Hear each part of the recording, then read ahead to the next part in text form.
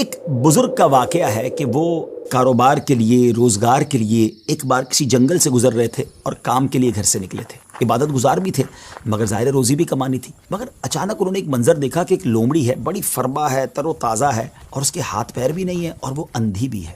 اب حیران ہو گئے کہ اس کے پاس تو نہ ہاتھ پیر ہیں، نہ آنکھیں ہیں، نہ دیکھ سکتی ہے، نہ چل پھر سکتی ہے، تو یہ کھاتی کیسے؟ اس کے کھانے کا انتظام کیسے ہوتا ہوگا؟ اسی شش و پنج میں تھے. آپ بیٹھ گئے. اچانک آپ نے دیکھا کہ زمین شک ہوئی اور دو پیالے نکلے، ایک شہد کا اور ایک دودھ کا. مگر آپ پھر سوچنے لگے کہ یہ پیالے تک پہنچے گی کیسے؟ اب کیا ہوا کہ تھوڑی دیر بعد انہوں نے دیکھا کہ قریب پہاڑ سے ایک سفید چہرے والے نورانی بزرگ وہ اوپر سے تشریف لائے اور اپنے ہاتھوں سے لومڑی کو یہ دونوں پیالے پلائے. پھر پیالے زمین کے اندر چلے گئے اور وہ بزرگ واپس جانے لگے. تو یہ جو عبادت گزار شخص تھے، بزرگ تھے، یہ دوڑے اور جا کر ان کا دامن تھام لیا کہ حضور آپ تعارف تو کرمائیں، آپ کون ہیں اور آپ کیوں یہ آئے تھے اس لومڑی کو یہ کھانا کھلانے؟ تو انہوں نے کہا کہ میں اللہ کے فرشتوں میں سے ایک فرشتہ ہوں اور میری ایک ڈیوٹی ہے کہ میں صبح و شام یہاں پر آؤں اور اس لومڑی کو اپنے ہاتھوں سے جو غذا ہے وہ کھلاؤں. ان بزرگ کی تو جس کو کہنا کہ طبیعت ہی چینج ہو گئی کہ جو رب اس لومڑی کو اس حالت میں بھی روزانہ رزق دے سکتا ہے تو وہ تو مجھے بھی رزق دے گا. مجھے کیا ضرورت ہے کام کاج کے لیے تکلیف اٹھانے کی؟ آپ جنگل میں چلے گئے اور اللہ کی عبادت میں مصروف ہو گئے. کئی دن عبادت کی، 7 دن ہو گئے مگر کچھ کھانے کو نہ ملا.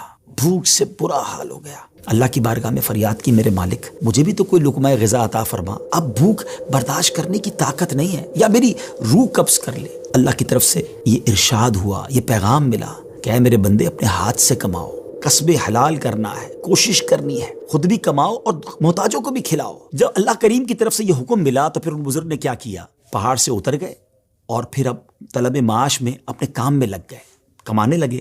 آدھا خود کھاتے، آدھا محتاجوں میں تقسیم کرتے. اس واقعے سے سیکھنے کو یہ ملا کہ یہ دنیا عالم اسباب ہے.